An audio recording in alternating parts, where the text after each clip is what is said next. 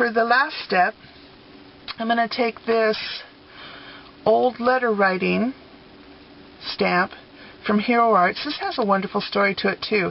Jennifer McGuire.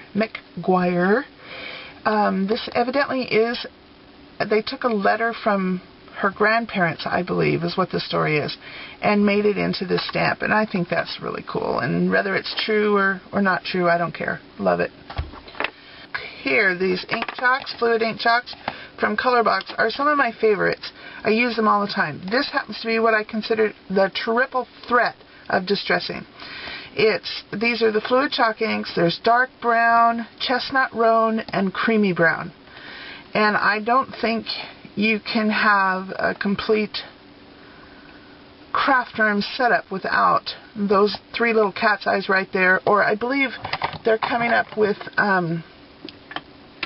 this size now that has a different applicator. It's not quite as soft. The foam pad inside is a little bit denser foam. It still works. I prefer the little cat's eyes. They're just wonderful. I want to use the chestnut roan color on this. And I'm only going to stamp it here and there. Some I'll really push down, some a little lighter. I don't want complete coverage on there. And then stamping this on top. And you can see you just get hints of it. And again, I will do the same process. I'm just going to stamp here and there, not everywhere. And I'm going to try to somewhat line this up. It obviously doesn't have to be perfect. Thank goodness, because perfection is not my middle name. K is. We're going to add ribbon. And I'm just going to put some of this adhesive. This is really strong adhesive.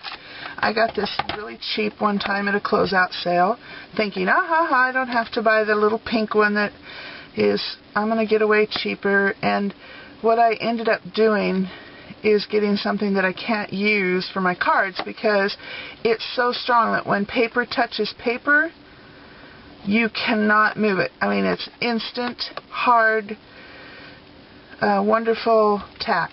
But there's no room for error, and I'm an error person. This is the one trick that I learned a long time ago. If you have adhesive that's tacky where you don't want it to be, you just put a little baby powder on it, and then it's no longer tacky. And it makes your project smell good. So if you haven't tried that, you might want to. That's a good hint. So we're going to put that, isn't that green? Gorgeous. And then this is baby powder fingers. This is a double-sided dark chocolate satin ribbon. If that doesn't make you mouth water, something's wrong with you. No. And I'm going to tie this on here. I love the texture of the grosgrain and the satin, the sheen of the satin together. I think that makes a really beautiful look. I bring out my ribbon cutting only scissors. How's that for decorate? I have scissors that I only cut, never cut anything besides ribbon with. Okay, now, we all know the secrets of editing. I'm sure everybody knows that you can't do everything in one take. Yeah. Okay, so I know we probably backed up some of this. I stamped this little oval. This is vanilla cream cardstock. I've already put the antique flower background with the Versamark, rubbed it with my hands. This is cut with the Spellbinders. And now I'm going to distress the edge a little bit. And when I'm distressing, this is the creamy brown fluid chalk ink that I'm using. I hold it in two different ways. When I'm just going to do an edge and get it dark, I'll hold it edge to edge. But I'll hold it more of an angle when I like to put a softer covering, and the ink goes in farther. And this may end up being explained to you twice on the video. I don't know. I know that I filmed part of this without it being zoomed in so you could see better. I apologize for that. But, you know, even Martin Scorsese messed up the first couple times. Then I will hold it at a, you know, the right angle, go back around, and get the edge a little darker. I don't know if that's called the right angle, perpendicular, I don't know.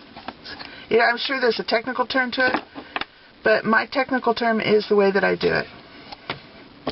Seriously, that's what I mean. The technical term to that is, that's the way I do it. Because I've done this card now 3 or 4 times, I'm changing the size of the bling that I put on here because I no longer have the larger size. But that still looks pretty, doesn't it, across there? And then I'm going to add some pop dots. We're almost finished with this. I really hope that you have enjoyed this video. I hope that that my blood pressure's not too high, my stress level's not too high, and that I can actually make a few more of these. I'm enjoying this too, and I know that I'll get better at it. A better tripod will make a difference, and I will change better lighting. I've already found that. And so far, the talking, I think just talking over while I'm doing it, working, is okay. I hope. I would like some, if you take a moment, if you watch this, and leave a comment, you know, if you think my talking is total trash or okay to do. Alright, we're just going to pop this here on the card.